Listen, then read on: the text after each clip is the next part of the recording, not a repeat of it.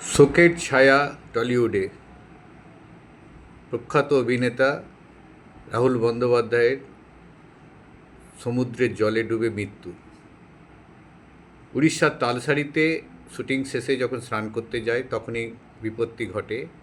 এটি প্রকাণ্ড ঢেউ আসে এবং সেই ঢেউয়ের ফলে তার ডুবে যায় এবং তাকে উদ্ধার করে যখন দীঘা হাসপাতালে নিয়ে আসা হয়, সেখানে চিকিৎসকরা তাকে মৃত ঘোষণা করে এবং এই ঘটনা রীতিমতো শোকের ছায়া টলিউড থেকে শুরু করে সিনেমা জগতে এবং পশ্চিমবঙ্গের যারা সিনেমা প্রেমী রয়েছেন তারাও কিন্তু শোকাহত এই দুর্ঘটনার খবর পাওয়ার পরে।